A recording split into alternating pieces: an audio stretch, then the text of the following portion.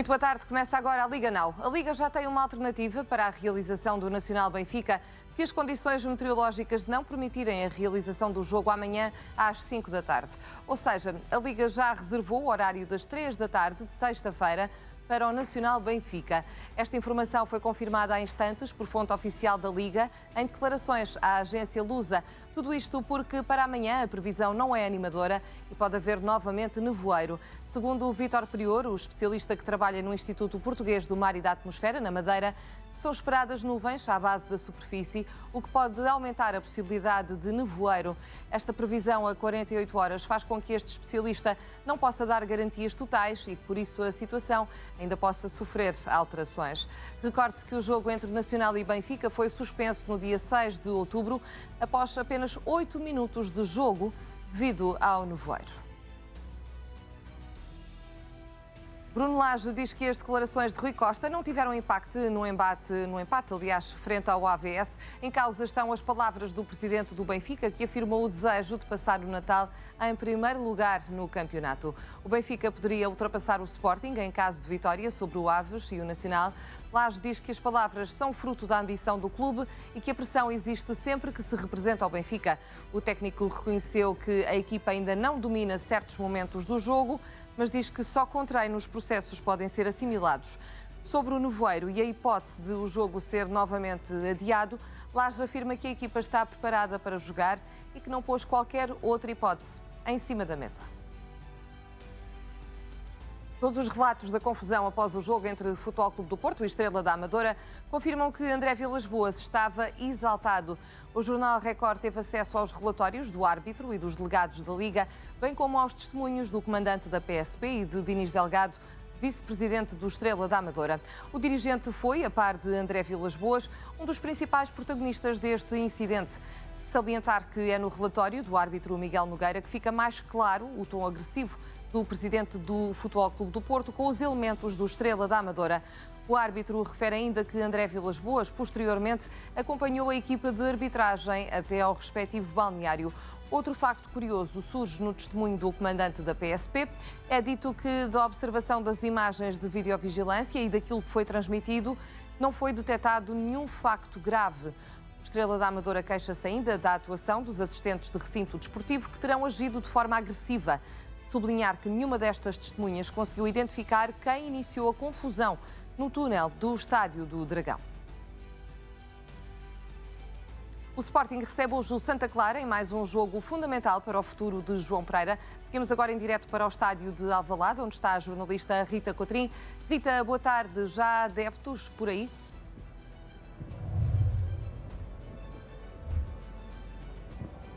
Boa tarde, Vânia. Alguns adeptos já estão aqui nas imediações do estádio José Alvalade. Alguns já se posicionaram na zona das relotes para iniciarem mais um dia do jogo, porque normalmente é exatamente aí a primeira paragem. Alguns também vêm aqui às bilheteiras para perceber se ainda têm bilhete para este jogo, que está marcado para um quarto para as 9, aqui no estádio José Alvalade com o Santa Clara. Em apenas um mês é a segunda vez que o Sporting vai receber os açorianos em casa, desta vez para os oitavos de final da Taça de Portugal. A primeira vez que jogaram com o Santa Clara esta época foi para o campeonato, não conseguiram vencer. O Santa Clara veio a Alvalade e conseguiu sair com uma vitória pela primeira vez em solo leonino, e desta vez João Pereira quer a desforra, quer vingança por esse jogo e sair daqui com uma vitória frente ao Santa Clara para se apurar para os quartos de final da Taça de Portugal. Mas ao mesmo tempo também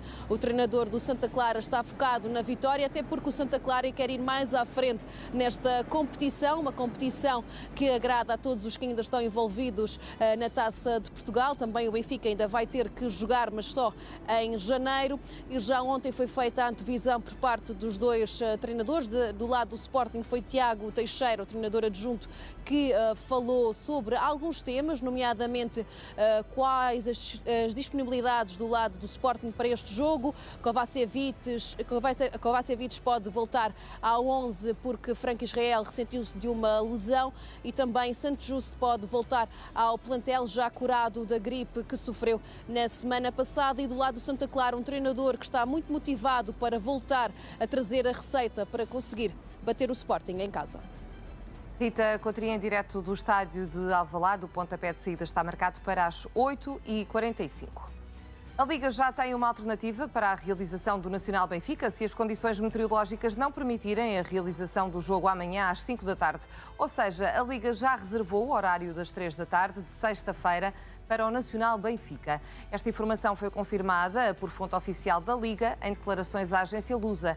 Tudo isto porque para amanhã a previsão não é animadora e pode haver novamente nevoeiro. Segundo o Vítor Prior, o especialista que trabalha no Instituto Português do Mar e da Atmosfera, na Madeira, estão esperadas nuvens à base da superfície, o que pode aumentar a possibilidade de nevoeiro. Esta previsão a 48 horas faz com que este especialista não possa dar garantias totais e que, por isso, a situação ainda possa sofrer alterações. Recorde-se que o jogo entre Nacional e Benfica foi suspenso no dia 6 de outubro, após apenas 8 minutos de jogo, devido ao nevoeiro. Nesta edição da Liga Now tenho Vítor Pinto, Gonçalo Monteiro e Mário Figueiredo. Muito obrigada aos três. Mário, achas que este jogo pode ou não ser novamente adiado? Pelos vistos, segundo os especialistas, existe essa possibilidade e é grande. Mas a verdade é que esta possibilidade já existia quando o jogo foi marcado para esta data. Ou seja, marcar um jogo nesta altura, na Choupana, para as 16 horas, significa que a probabilidade de haver nevoeiro é muito grande. E, portanto, a probabilidade de haver um novo adiamento é grande. Azar dos azares, parece que a situação atmosférica está a tornar-se pior ainda agora, nesta altura que se prepara para o jogo. O que significa que, efetivamente, pode haver este novo adiamento. A verdade é que o jogo seguinte já é marcado para as 15. A minha pergunta é, com profissionalismo a este nível das equipas, do transtorno que causa um adiamento do jogo, porque é que este jogo não foi marcado para mais cedo? Fosse às 2 da tarde, fosse às 11 da manhã, fosse a uma hora em que não houvesse nevoeiro. E sabe-se que naquela região o nevoeiro aparece normalmente ao final da tarde, quando começa mais para o fim da tarde, é quando o nevoeiro se torna mais intenso. Ou então criar soluções, e essas soluções poderiam passar também pelo jogo ser disputado num campo onde não houvesse nevoeiro. Bastava jogar no campo do Marítimo, no campo do Camacha, noutro campo onde, efetivamente, ao nível da água, não houvesse esse nevoeiro. Não há dúvida nenhuma que é um transtorno muito grande, mais transtorno para o Benfica, porque tem que fazer uma viagem também. A verdade é que isto parece que no futebol é tudo muito profissional, recebe tudo à profissional, mas a verdade é que o amadorismo é muito grande. E outro exemplo disso era, por exemplo, que o Hélder Malheiro, o árbitro hoje do jogo do Sporting Santa Clara, era o jogo do VAR da manhã deste jogo do Benfica, o que não fazia muito sentido e que depois foi alterado também, depois de surgirem as notícias a darem conta que era um bocado ridículo uma situação destas, de um árbitro ter esta influência num jogo na quarta-feira e depois ir fazer de VAR no dia seguinte a um rival direto. E, portanto, não me parece que isso também fosse bem, mas o futebol português está cheio destes focos de amadorismo, porque parece que profissionais só mesmo no dinheiro. Vítor, concordas com o Mário? O jogo deveria ter sido marcado, por exemplo, para mais cedo? Mais boa tarde e boa tarde para todos que ligam ao desporto com o Liga Now. Mário, claro que o jogo não se podia disputar de manhã.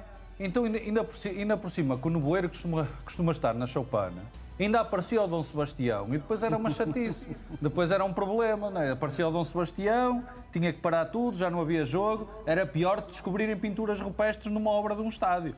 Portanto, não sejas assim, Mário.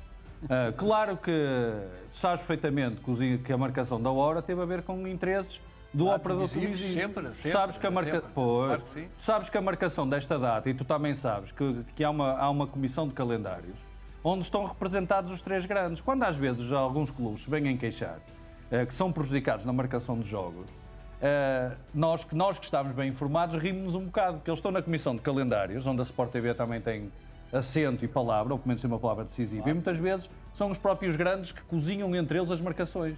Neste caso, aquilo que é mais incrível, Mário, até estou admirado, Mário, que tu não sejas mais assertivo nas tuas críticas, tu que és inflexível na forma como te colocas o dedo na ferida e muitas coisas estão mal no futebol português, é como é que a Federação Portuguesa de Futebol, que é uma instituição que em qualquer coisinha que a Liga deixe cair, um pelo que seja, uma peninha, uma folhinha, em qualquer terreno que seja da Federação, nem que fique lá uma ponta de uma folhinha seca, a Federação imediatamente rebenta com tudo. O Presidente Fernando Gomes nem sequer esteve na inauguração da Arena Liga. Eles na Federação estão a arrumar as malas agora. Estão a arrumar as malas depois das eleições. Mas, no entanto, desta vez, a Liga marcou o reinício de um jogo de campeonato para uma data de Taça de Portugal.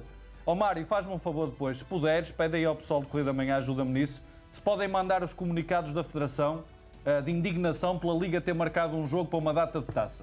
Porque claro que a Federação se pronunciou. É claro que a Federação não pode admitir uma coisa dessas. Então a Liga marca o Nacional Benfica para uma data de taça. A Federação jamais poderia admitir uma situação dessas. Têm que existir comunicados. Certeza que nós é que estávamos distraídos e não reparámos. Mas têm que existir Vitor, não me digas que ainda comunicados. vão culpar o Nevoeiro. Ainda vai sair uma multa para um estás fenómeno da enganado, natureza. Gonçalo.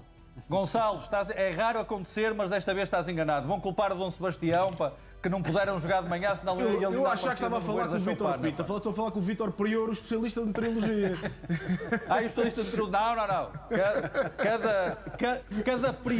Cada prior na sua paróquia, neste caso não. O senhor Vítor Prior tem feito tudo. Mas, ó Vítor, essa questão que tu dizes faz sentido. Mas eu dei-me ao trabalho de ir ver os tais 17 jogos que no último século foram adiados ou cancelados. São mais. Pronto, eu dei-me ao trabalho de ver, alguns deles aconteceram num horário mais cedo. E, portanto, não tem a ver só com o horário. E isto tu dizes, eu estou de acordo. Não obviamente é mais atrativo passar um jogo ao final do dia, vende mais do que propriamente ao princípio da tarde. Mas já aconteceu olhar para o dia seguinte, por exemplo, de sexta-feira, às 15 horas e o nevoeiro se manter. E, portanto, aí a coisa não pode ser apenas nessa perspectiva. Das duas, uma, sabes como é que se resolve isto? Só há uma forma, é a alteração de regulamentos. Em Portugal, a alteração de regulamentos em Portugal não se pode jogar partidas de futebol profissional acima dos 600 ou de 800 metros de altitude. Resolve-se o problema. Não queres que o Sporting da Covilhã volte aos campeonatos profissionais? Pois. Logo tu que treinaste o Sertanense. E eu vou já ver qual é a altura de acertar. Opa, tu queres entalar o Sertanense? O centro geodésico, que está mesmo no centro. Não é nessa altitude. Está num vale. Está num vale, não é por aí. Mas, ó Vítor, sabes qual é que é o grande abraço para o pessoal do Sertanense. Um abraço para eles, é verdade. Olha, mas olhando para esta perspectiva, eu creio que, obviamente, podemos... É um caso que faz parte da tradição. E, portanto, podemos todas as épocas falar sobre ele. Há formas de maquilhar a coisa, tentar passar por cima da coisa, mas a única resolução é impedir que os jogos sejam naturalmente jogados na choupana. E quase que já faz parte da tradição. Vamos ver, todas as épocas, às vezes toca a uns, mas alguém há de sair-lhe a fava, seguramente, neste bolo rei. Eu creio que nesta partida em concreto podemos olhar para duas perspectivas. Sai sempre mais prejudicada, é normal a equipa grande. Porquê? As equipas que não são grandes acabam por ter sempre semanas limpas e, portanto, têm só, num microciclo de treino, têm sempre uma partida e, portanto, têm mais tempo de recuperação e de treinos efetivos. Ora, neste cenário, no pior cenário possível, portanto, jogando a dia 20, isto significa que mais a viagem, utilizando um dia de recuperação, o Benfica vai apenas fazer um treino. Nem se pode chamar um treino aquisitivo, porque é o primeiro treino em que é começar a aquecer os motores. Portanto, obviamente sai prejudicado nesse sentido, mas se nós olharmos à roleta russa, todas as temporadas iniciam-se igual para todos. Neste momento tocou ao Benfica, mas na próxima época pode tocar a outros. Pronto, Gonçalo, mas isto tem uma solução prática que é relativamente simples, que era chegar ao regulamento de competições e chegar ao artigo 29 e ao ponto 6, que é o ponto 6 que se refere ao facto das equipas que quiserem jogar com os grandes têm que jogar sempre no mesmo estádio, e colocar só mais uma ou duas linhas e deixar um mecanismo de salvaguarda e dizer, se for por razões de lotação e de receita, tem que jogar com os três grandes no mesmo estádio. Caso existe algum motivo fundado de força maior, entre os quais pode ser um motivo de ordem climatérica ou meteorológica, e esse clube pode encontrar um estádio alternativo. É simplesmente, daria a faculdade ao Nacional de, numa situação em que até estivesse em causa o calendário do Benfica, o facto do Benfica, por exemplo, se não puder jogar amanhã ou não puder jogar sexta-feira, pode ter que jogar depois em fevereiro, numa altura em que iria sobrecarregar o plantel em cima do regresso da Liga dos Campeões. Portanto, e até para a defesa de futebol português, basta ir lá ao regulamento, introduzir mais uma linha ou duas, existir um mecanismo de salvaguarda para questões que não são de ordem financeira, nem estratégica, nem para ajudar nenhum grande a ganhar jogos, simplesmente questões comprovadas de ordem climatérica e meteorológica. O problema é que nós falamos disto também da época. Estas discussões têm que ser feitas no final de temporada. e aprovadas pelos clubes. São os clubes que mandam nisto tudo. E este regulamento vigora desde votam. 2016. Ó Gonçalo, mas é que ainda por cima é um regulamento que vigora desde 2016 porque se faziam habilidades no futebol português, e algumas são conhecidas, de clubes que jogavam em casa, em terrenos difíceis, contra alguns grandes e contra outros grandes mudavam de estádios para estádios com outras E condições. depois havia a desculpa da bilhética, não é? Era por causa da receita.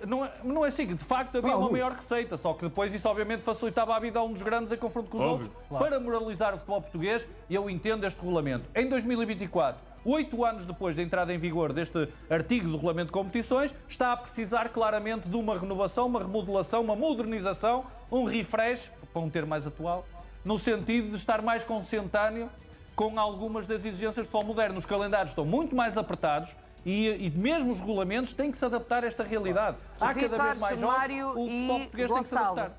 tenho a certeza que querem ver as imagens que vamos mostrar agora.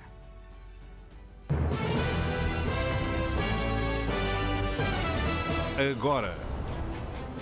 Estamos a ver imagens em direto do estádio da Choupana, onde vai decorrer o jogo de amanhã, onde supostamente vai decorrer o jogo de amanhã entre Nacional e Benfica. É lá que está o jornalista João Fernandes. João, boa tarde. O que é que nos podes acrescentar relativamente ao estado do tempo por aí?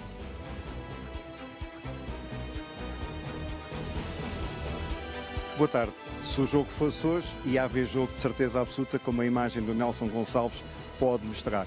A perspectiva é que amanhã possa até manter-se estas condições, embora nós hoje de manhã estivemos a falar com o responsável do Instituto Português do Mar e da Atmosfera na Madeira, Vítor Prior, que disse que só mais ao final do dia de hoje poderia ter uma avaliação mais concreta. Há a possibilidade desse nevoeiro amanhã voltar a surgir num período compreendido a partir das 15 horas e até às 19 horas. Mas o que é certo é que hoje também, provavelmente, esse nevoeiro poderia estar a surgir e não está. O tempo está bom, apesar de estarmos a 600 metros de altitude, com uma temperatura excelente, e as coisas estão todas a ser montadas para que amanhã haja jogo, haja transmissão televisiva do jogo e haja então os 82 minutos que faltam jogar do Nacional Benfica, já que foram jogados cerca de 8 minutos na primeira vez que o Benfica deslocou aqui à Choupana, e o jogo foi interrompido por nevoeiro. As previsões apontam então que amanhã possa haver jogo, só que nós estamos a 600 metros de altitude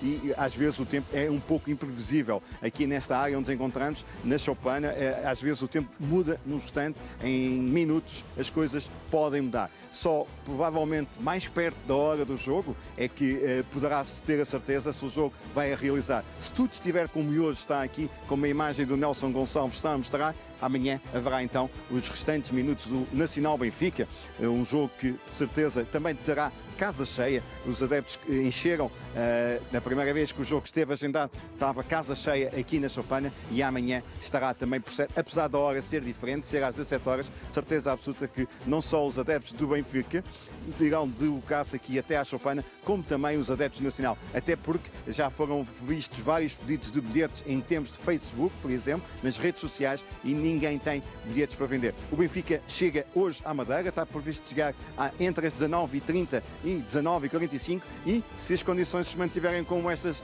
que estão aqui, que a imagem do Nelson Gonçalves está a mostrar, amanhã o Benfica então irá disputar aqui os restantes minutos frente ao Nacional. Tiago Margarido sabe que vai defrontar uma equipa de Champions, foi assim que Tiago Margarido disse, e está preparado para então para esse confronto e quer tentar tudo para conseguir roubar pontos ao Benfica.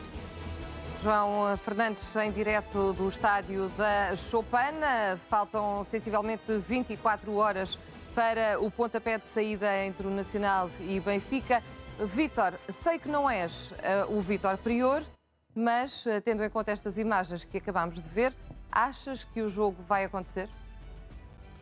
Olha, aqui desde a freguesia de Ramalde, aquilo que posso vislumbrar à distância é que a situação também não está fácil. O céu está muito nublado, como vês não há visibilidade, é uma situação de risco. Portanto, esperemos que amanhã seja possível o jogo realizar-se, mas não me parece que seja grande motivo para estarmos tranquilos e a 24 horas da partida já darmos como assegurado que não vai haver nenhuma complicação, porque a névoa está ali, as nuvens estão ali, está a confirmar-se aquilo que Vítor Prior, especialista em meteorologia da Madeira, tinha avisado. A questão é apenas esperarmos que amanhã este teto de nuvens que está ali ao nível do estádio não me impeça a visibilidade para dentro do terreno de jogo. É sobretudo isso que é necessário.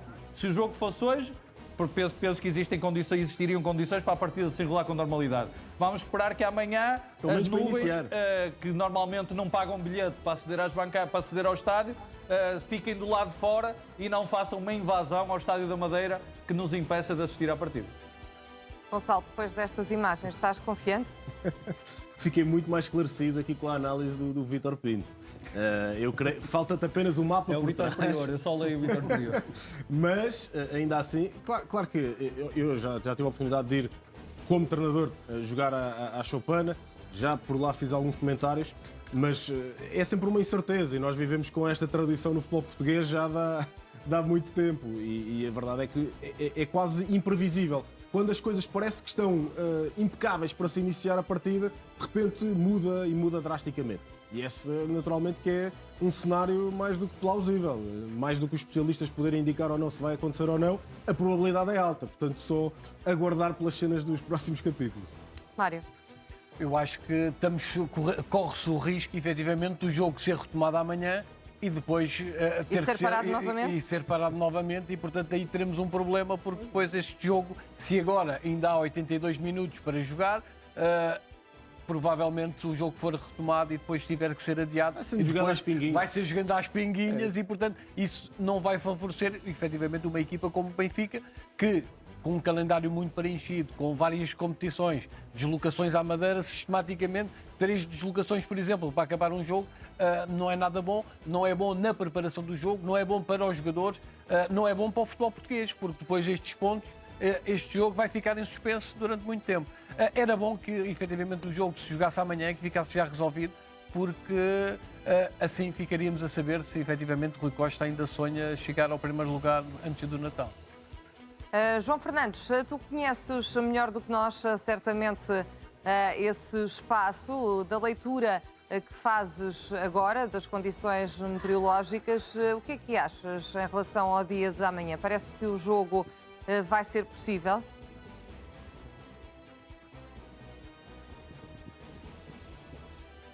A leitura que eu vejo aqui na zona onde nos encontramos, e estamos fora do estádio, a ver o relvado, se estas condições se mantiverem, sim. Aquilo que o Vítor disse, à volta, é verdade que há alguma nebulosidade, isso poderá acontecer de um momento para o outro as coisas mudarem. Mas para já, neste momento, amanhã, se estiver assim, vai haver jogo de certeza absoluta, terá todas as condições. O que também não quer dizer que não possa começar o jogo e depois voltar a não acabar. Porque já tive aqui na Choupana um jogo, que cheguei aqui no sábado, voltei no domingo e só acabei o jogo na segunda-feira. Portanto, em 3 dias, vi à Choupana para fazer um jogo de futebol, devido às condições climatéricas desse jogo, então, na altura. Portanto, o tempo aqui nesta zona é um pouco imprevisível. O que é certo é que neste momento nem está frio, nem está vento, não está a chover, está uma tarde tranquila aqui na Ilha da Madeira, com uma temperatura bastante amena e, portanto, se as condições se mantiverem assim, de certeza absoluta que o jogo deverá chegar ao seu final e o Benfica poderá ir embora então amanhã depois do jogo. Se o jogo, as coisas mudarem, e provavelmente o Benfica terá que então ficar para o dia seguinte, sempre com a perspectiva que também que no dia seguinte as condições estarão melhor. O tempo é um pouco imprevisível, as previsões apontam para que possa haver possibilidade do nevoeiro voltar a surgir, mas não é uma garantia total dada pelo Instituto Português do Mar e da Atmosfera. Resta agora aguardar para ver o que vai acontecer amanhã. João Fernandes, em direto do estádio da Choupana. Continuamos a olhar para o Benfica. Bruno Lage garante que o facto de Rui Costa ter dito que queria chegar ao Natal com o Benfica em primeiro lugar não colocou pressão adicional na equipa no jogo frente ao AVS. Não é consequência das palavras do Presidente. A ambição deste clube é enorme. Nós, sensivelmente, a seguir ao jogo do Mónaco, até foi esse desafio de eu começar a olhar para a frente, senti que podíamos conquistar o segundo lugar, aproximar-nos do primeiro, e esses objetivos mantêm. A pressão existe sempre, nós estamos sempre pressionados, em particular quando estamos aqui nesta posição como treinador do Benfica, como jogadores do Benfica. Por isso a nossa pressão é diária. Vítor, o desejo de Rui Costa poderá ter ou não criado pressão no Benfica, na equipa e no próprio treinador? Antes de Rui Costa dizer que queria, ou pelo menos lançar esse repto, passar o Natal na liderança, Bruno Lage lançou o repto ao balneário de ganhar todos os jogos até ao fim do ano civil. Portanto, antes de Rui Costa ter entrado nesta conversa, já Bruno Lage tinha elevado a fasquia da exigência, tinha lançado um desafio ao grupo e o grupo nem parece que estivesse a reagir mal. A questão é que a dado momento, sobretudo nos últimos 3 jogos, tem-se percebido que o Benfica tem acusado desgaste, tem tido dificuldade em desenvolver o futebol que vinha desenvolveu durante algumas semanas, tem 2 golos marcados nos últimos 3 jogos e claramente nas aves esteve muito abaixo do par a todos os níveis. Quer jogadores em campo, quer jogadores que saíram do banco com grande responsabilidade, quer o próprio treinador na gestão da equipa. Portanto, se calhar até o árbitro esteve abaixo do par. Portanto, foi um jogo que correu muito mal para vários intervenientes no AVS Benfica. Neste caso, tenho que concordar com Bruno Lage. Não é minimamente consequência do que disse o Rui Costa. O Rui Costa, quanto muito, também se deixou contagiar pela confiança de Bruno Lage, pela forma como Bruno Lage, no fim do triunfo no Mónaco, disse que ia ser uma grande temporada. Até juntou algum bernáculo lá pelo meio. Bernáculo a rimar com trabalho. Não são só presidentes de clubes que usam bernáculo. Alguns treinadores também usam de vez em quando. E perante tudo isto, o Benfica parecia lançado com uma passadeira vermelha para chegar na liderança do campeonato Alvalade. Atenção que isso ainda pode acontecer. Isso ainda pode acontecer. Não depende exclusivamente do Benfica. Tal como o Benfica ainda pode chegar ao fim do ano civil na liderança. Ainda pode chegar ao fim do ano civil na liderança. E para isso pode depender só de si. Ainda faltam vários jogos, mas pode depender só de si. Ganhar em Alvalade, por exemplo, parece-me essencial. Mas seja como for, o Benfica teve algum wake-up call, algum toque de alerta, um abanão, de acordar um bocadinho para a realidade, sair um bocadinho do arco-íris, e creio que depois das dificuldades com o Vitória, das dificuldades com o Bolonha, o empate frente ao AVS foi claramente um alerta de que o Benfica não pode dar nada por garantido e tem que estar completamente alerta para os jogos que se seguem. O Nacional pode ser um jogo complicado, a seguir o jogo com o Estoril também pode ser um jogo complicado, portanto o Benfica tem que estar precavido para depois chegar ao Alvalade nas melhores condições possíveis para tentar então aí concretizar o objetivo de chegar ao fim do ano civil na liderança. Mário, concordas que faz parte de um treinador e da postura que deve adotar também a rejeitar estas acusações de pressão, digamos assim?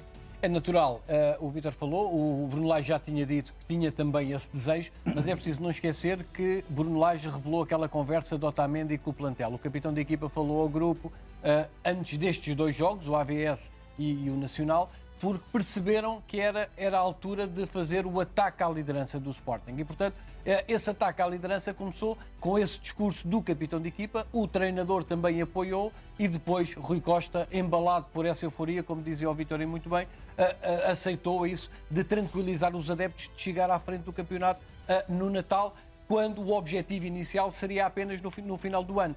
A verdade é que isto gerou aqui uma expectativa muito grande, mas também, como o Vítor disse muito bem, o Benfica já vinha mal com a vitória de Guimarães. E, portanto, tinha ganho por 1-0. Bruno Lage tem aquela declaração que os campeões fazem-se com exibições destas e, provavelmente, os jogadores incorporaram aquilo que ele disse e acharam que o AVS a ganhar 1-0 também podia ser suficiente. Não foi.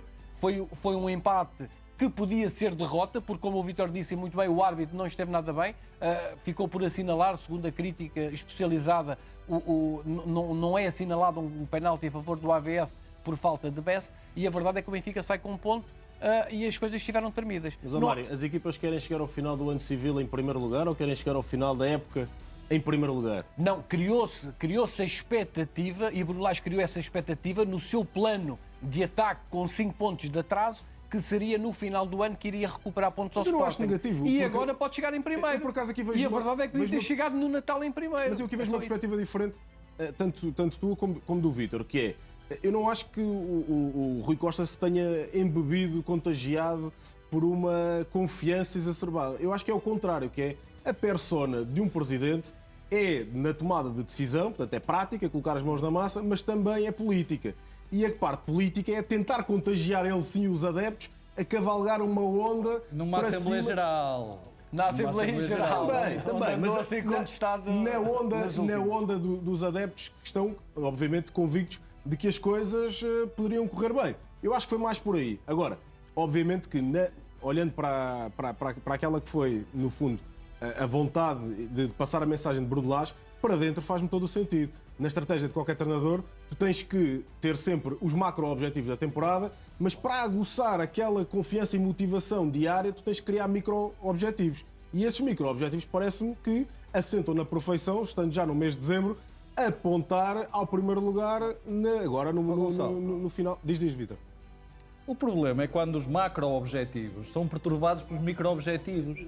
O Benfica teve um jogo complicado frente ao Vitória do professor Rui Borges, que está em grande momento. Um grande abraço para o professor Rui Borges. E logo aí, o Bruno Lage teve que, em termos de macro-análise, atenção que os resultados 1-0 é que podem ser decisivos para o Benfica ser campeão. Mudança de discurso. Já nem falo do que disse a seguir ao empate com o Bolonha, vamos saltar para o jogo com o ABS. No ABS há um empate, ou seja, um micro-objetivo que não é concretizado, de repente o macro-objetivo já muda. Mas o micro-objetivo não é vencer todos o que é que vai acontecer é para o final da época. Mas isso, ó Gonçalo, é de lá para Alice. Os campeões só se conhecem no final da época. Todos os jogos. Mas não era esse o objetivo do Benfica. Mas não é isso. Lá para Alice é tentar vencer todos os jogos. Lá para Alice é aquele discurso dos treinadores que vamos vencer os jogos todos. E se calhar chegar ao balado na frente. Certo, claro que sim. Certo? Mas há um discurso, como tu sabes, tão bem ou melhor que eu, há um discurso interno para cavalgar aquilo que é em cima da motivação do balneário. Há aquele que é o discurso externo, mas para também balneário ouvir, é esse, mas essa música é que faz os correlhões, depois faz tudo tilintar nos sítios certos. Porque tu sabes que essa música um bocadinho interna... de navegação à vista, estar constantemente a ajustar o discurso porque um jogo não corre tão bem, é para aí que vamos ter ganhamos jogos 1-0. Depois empatas é para o final da época. Mas qual é que foi a alternância do discurso? Eu não estou aqui a fazer advogado de defesa do Lage. Desculpa lá, nós não ouvimos o Bruno Lage em nenhum momento dizer que os resultados 1-0 é que podiam ser decisivos para um campeão antes de ter sentido dificuldades com o Vitória. Nós não ouvimos o Bruno Lage a dizer. Que isso é verdade. O Bruno Lage traçou como objetivo ganhar todos os jogos até ao final do ano civil. Mas de repente vai empatar ao ABS e já muda o discurso e diz não, o importante é no final da época. Mas qual final da época? O objetivo do Benfica já era chegar ao Alvalade na liderança ou quanto muito é sair do Alvalade na liderança. Não é fazer contas no final da época. Claro que os campeões só são conhecidos em maio. Obrigado. Mas eu estou-me a referir à questão do essa notícia já sabemos desde que foi feito o sorteio do campeonato em julho. Aquilo que o Rui Costa disse não condiciona, nem pressiona, parece-me a mim, não pressiona aquela que é a habilidade ou não, a arte e o engenho ou não da equipa vencer o jogo a jogo. Lá está, depois no jogo a jogo cada treinador tem a sua estratégia, seja técnica, seja de comunicação. Gonçalo, mas não melhor tens de concordar comigo. Se um treinador diz o nosso objetivo até ao fim do ano civil é ganhar todos os jogos, está a pôr uma pressão que eu considero que é uma pressão positiva, porque eu gosto de ter objetivos, gosto de ter cumprir objetivos e o pior que pode haver é não haver objetivos. Mas depois há um empate e depois há logo a necessidade de retirar a pressão toda, então já não é o objetivo ganhar todos os jogos até ao fim do ano civil para acabar na liderança, já é fazer contas no final da época. E eu se estivesse lá, sabes o que é que perguntava? Bruno Lage, desculpe lá, mas o objetivo continua a ser ganhar o resto de todos os jogos até ao fim do ano civil, certo? Não mudou nada quanto a isso. Se sabes ao que é que me refiro, é que há um jogo dia 29 que ainda é neste ano civil. O objetivo continua a ser ganhar a Gabalade, certo? Não é fazer as contas em maio. Estava a esperar que o Bruno Lage equivoquei-me. Olha, estava enganado. Olha, aqui em relação ao... Ele tem que mudar, ele tem que virar a agulha por algum lado. Aqui em relação ao Gonçalo... É inteligente da parte dele, só que nós temos que apanhar essas curvas. Eu percebo o que estás a dizer. Eu estou a dizer, na ótica do treinador, ele tem que ir no LA em função daquilo que os resultados vão acontecer. Vítor, na comunicação, atenção, não é navegar à vista. Não é navegar à vista. Aquilo que tu estavas a dizer, a navegação à vista, para mim, esse malabarismo pode acontecer na comunicação.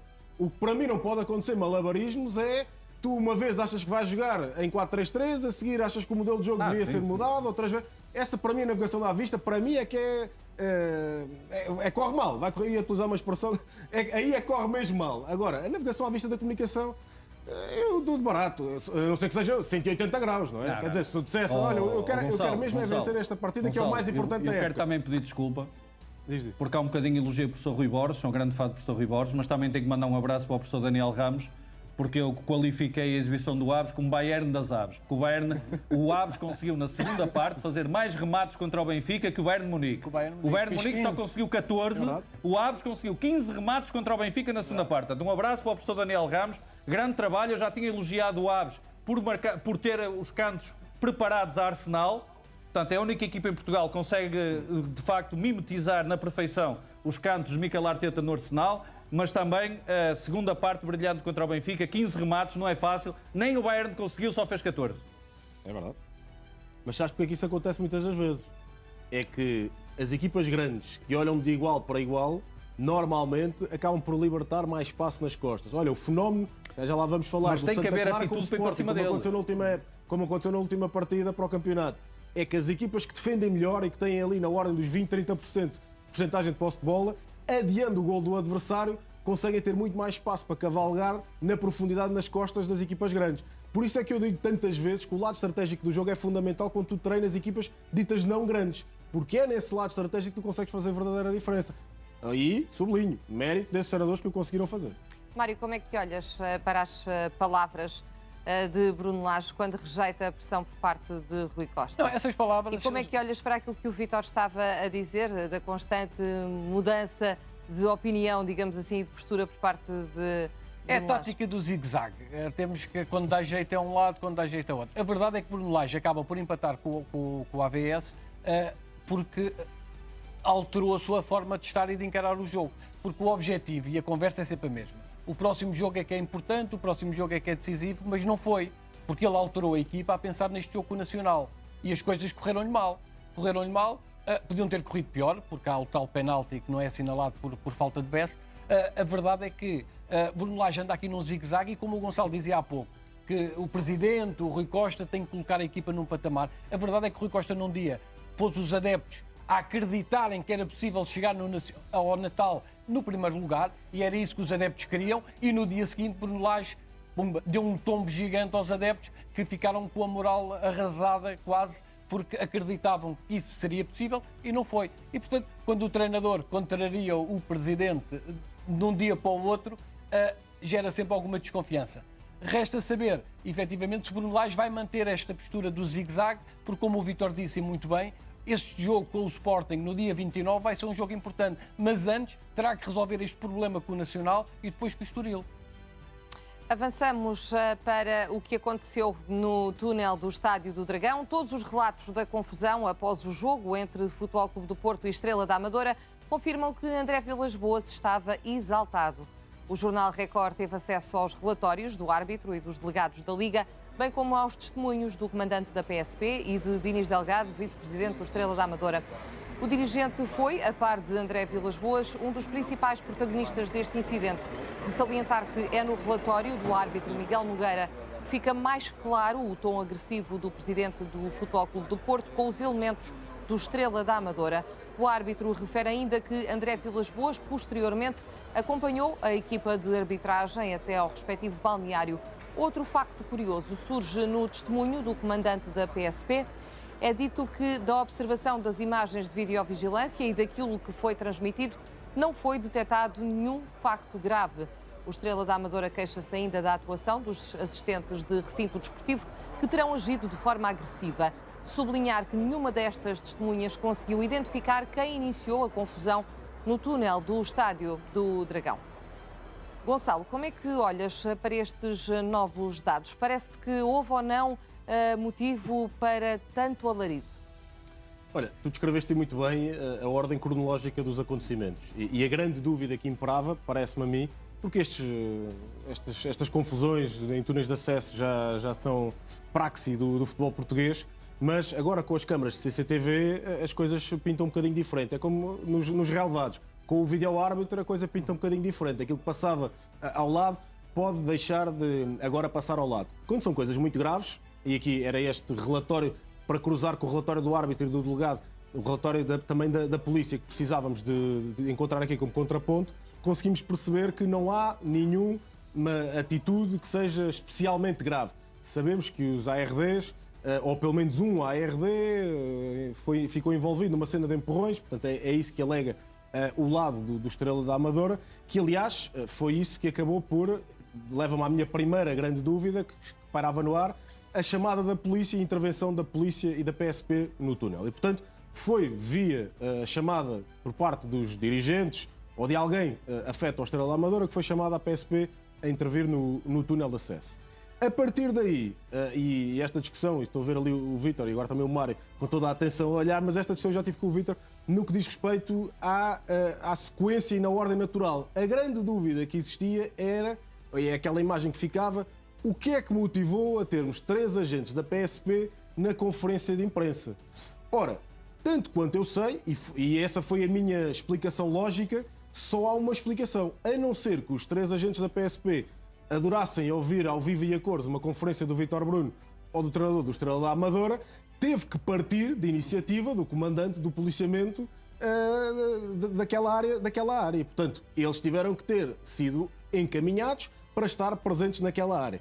Tanto quanto eu sei, a polícia naquela zona, que apesar de ser de acesso restrito, é uma zona em que a polícia pode intervir e pode ter acesso. Não precisa daquelas pulseiras de VIP para acesso a bebidas e comes e bebes.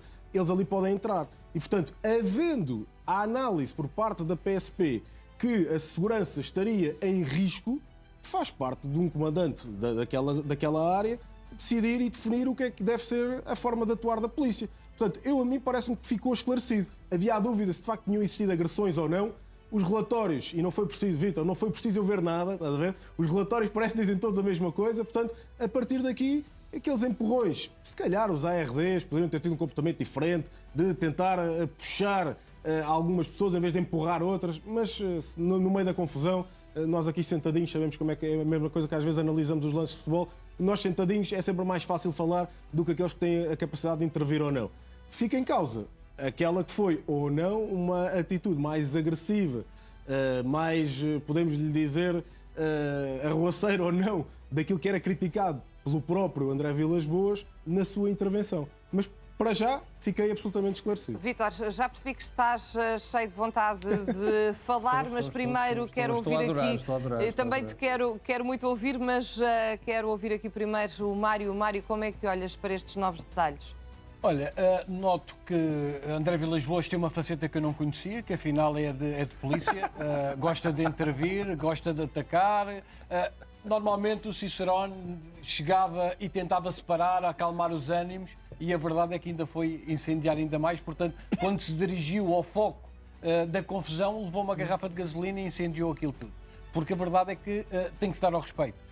Vilas-Boas não pode vir a pregoar a transparência do futebol e depois ele próprio apanha-se envolvido nisto dos casos dos túneis, porque os casos dos túneis são muito falados no futebol, mas o Futebol Clube do Porto tem algum historial também disto. Assim, e aqui não tem tanto a ver com a forma, tem mais a ver com... Não tem a ver com o conteúdo, aliás, tem a ver com a forma. A forma como aconteceu. Porque... E a verdade é que também Vilas-Boas querer ser o polícia e querer ser o protetor dos árbitros também não parece bem. E numa altura em que houve uma célebre frase que gerou muita polémica, que é o fair play, é uma treta em que se falava muito dos árbitros, da acusação dos árbitros, do comportamento das equipas. A verdade é que os apanha-bolas do Futebol Clube do Porto não há fair play quando repõem a bola, quando é os jogadores do Porto, ou quando a equipa está a ganhar, repõem a bola rápido ou está a perder e a equipa adversária não tem direito à bola. Portanto, o fair play é uma coisa muito, muito relativa e acho que o Estrela da Amadora contestou junto dos apanha-bolas também esta situação. Outra questão é os assistentes de recintos desportivos. O facto de estarem a ser assistentes de recinto desportivo no Futebol Clube do Porto, no Benfica ou no Sporting, não quer dizer que tenham de tomar o partido da equipa da casa.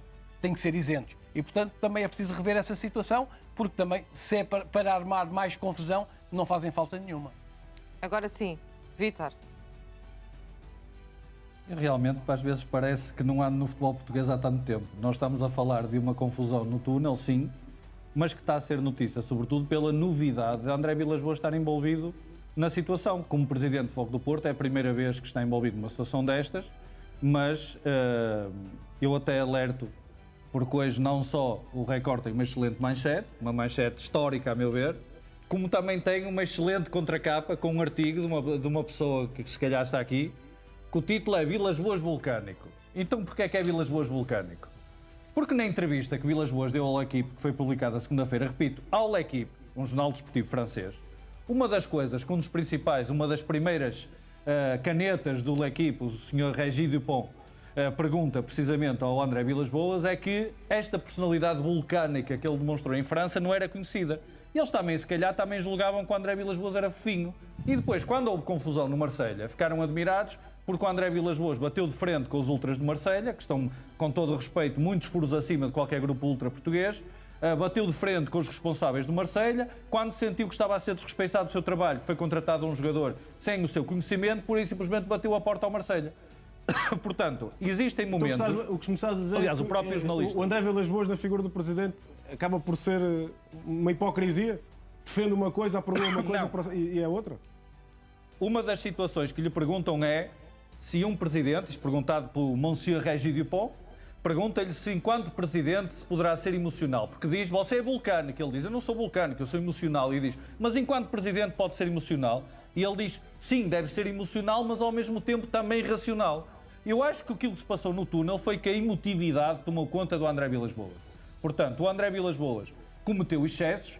Há algo que é importante, eu tento expressar isso no artigo que escrevo hoje no Record, é que quem estiver à espera que numa situação em que o André Vilas-Boas...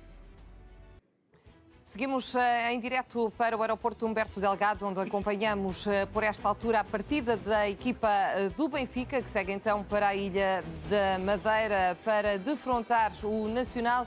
É um momento que está a ser acompanhado pelo jornalista Duarte Antunes. Boa tarde, Duarte.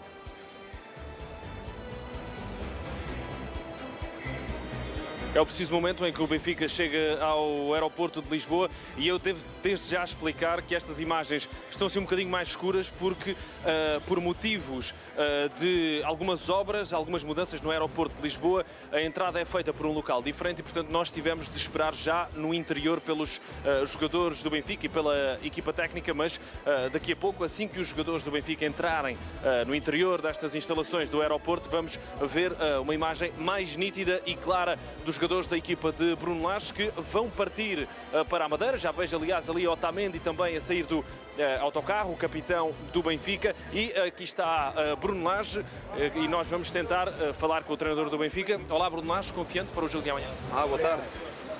O treinador do Benfica dizer apenas boa tarde. Será que o Nevoeiro amanhã vai aparecer ou não, Bruno Lage? Sem palavras do treinador do Benfica, duas questões que lhe foram feitas. Uma, se estava ou não confiante, disse-me apenas boa tarde. E agora, Di Maria, Otamendi, os jogadores do Benfica a passarem. Nico, confiante? Que o jogador do Benfica, o capitão do Benfica, sem responder. Também Sheldrup, Bá, Ausnes. Vem também outro jogador, aqui está Tomás Araújo, agora também a passar à frente da Câmara do Nau. E os jogadores, eu diria que grande parte daquele núcleo duro dos jogadores da equipa do Benfica já passaram, mas quase certeza que ainda não os passaram todos. Aí está, aí vem Álvaro Carreras, o jogador do Benfica, o lateral de esquerdo, ficou de fora no último jogo frente ao AVS, e também Trubin, que precisamente nesse jogo frente ao AVS foi um dos jogadores, um dos melhores jogadores do Benfica, e por aí também se percebe o empate do Benfica. Florentino, confiante para o jogo de amanhã? O Florentino, o médio do Benfica, também sem palavras relacionadas diretamente com o jogo. Aqui Amdouni, o único jogador que marcou o golo do Benfica. Ai, Pavlidis. Os jogadores do Benfica claramente também instruídos neste sentido, assim costuma ser, para não falarem com a comunicação social neste tipo de momentos. Aqui António Silva e também Leandro Barreiro e pareceu-me Ibrahima... aliás, o último jogador que era o Leandro Barreiro, e creio que agora, se não estão todos, faltam muito poucos jogadores do Benfica a passar. Aqui está Orkun Kokshu, o médio do Benfica, que esteve também envolvido numa recente polémica por não ter ido agradecer aos adeptos do Benfica, saiu chateado num dos últimos jogos, e um dos jogadores desta época, talvez o jogador que tem sido mais importante na equipa de Bruno Lage, está agora na imagem do Nau, Artur Koglu, goleador da equipa do Benfica. E agora Artur Cabral. Olá, Artur, confiante para o jogo de amanhã? Está Artur a tirar uma fotografia com um adepto que estava aqui à espera para ver a equipa do Benfica passar, e creio que já estarão quase todos, mas falta ainda Rui Costa, que, ao que tudo indica, irá passar também aqui à nossa frente, o presidente da equipa do Benfica, se acompanhar a comitiva. Há também essa dúvida. Aliás, dúvidas há muitas sobre este encontro e já é a segunda tentativa. O Benfica, eu diria que é mais correto dizer que vai tentar jogar amanhã do que afirmar que vai jogar amanhã, porque de facto, como temos estado também a falar na emissão no Now, o nevoeiro é de facto muito imprevisível no estádio do Nacional e, portanto, esse jogo pode mesmo ser adiado novamente. A ver, vamos amanhã. Certo é que os jogadores, sem falar, ainda assim, sorridentes e acabam por tirar algumas fotografias com os adeptos. Foi a partida do Benfica para a Madeira. E acompanhar a partida do Benfica para a Madeira. Vítor, temos apenas sensivelmente 1 minuto para terminar esta edição da Liga Now, mas peço-te uma nota final a propósito destes novos dados sobre o que aconteceu no Túnel do Dragão. Não é a primeira vez que André Vilas-Boas se deixa dominar pela emotividade. Provavelmente isso aconteceu no Estádio da Luz, quando já estava no balneário à espera dos jogadores. Provavelmente já aconteceu antes na temporada e ainda nem ganhou, e esse facto não ganhou de grande relevo público. Mas, acima de tudo, creio que o próprio André Vilas-Boas aprenderá com o que se passou no Túnel do Dragão, retirará ilações do impacto mediático que esta situação teve.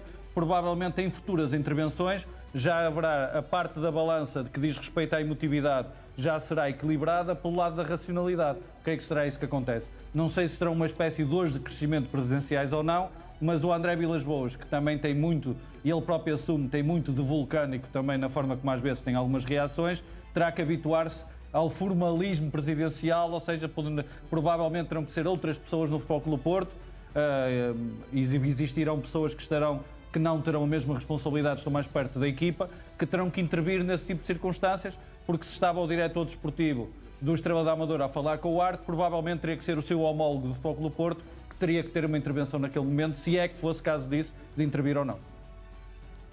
Gonçalo, queres acrescentar alguma coisa? Não, dizia apenas. Sinto que estavas a querer falar. Sim, não, e apenas acrescentar que ainda não despiu o casaco de treinador. Ele estudou muito bem todos os dossiês, só não se preparou foi para o impacto de quando tivesse que vestir a pele de quem está de fora. É mais difícil àqueles jogadores que ficam na bancada e aos treinadores que ficam na bancada estar sentadinhos. Quando estás a intervir diretamente com uma ferramenta diária, portanto estás ali a olhar apenas no foco na tarefa, a coisa fica mais facilitada. Não é necessariamente mas daí a facilidade mau que ele tem de falar aos jogadores. Não, e não é isso, não é necessariamente mau ele ter essa emoção e sentir essa emoção. Tem é que equilibrar a forma como acaba por se dirigir aos seus adversários, porque aquilo que apregoa, naturalmente, eu acho que tem aqui uma manta com tudo de bom para o futebol português. Agora, não basta apenas apregoar e depois, na prática, faz lembrar aquele treinador, não é? Mandava subir com a mão de cima, mas depois com a mão de baixo mandava a equipa a recuar, não é? Mário, uma Não nota digas final. isso do Personeca, um grande abraço para o Personeca.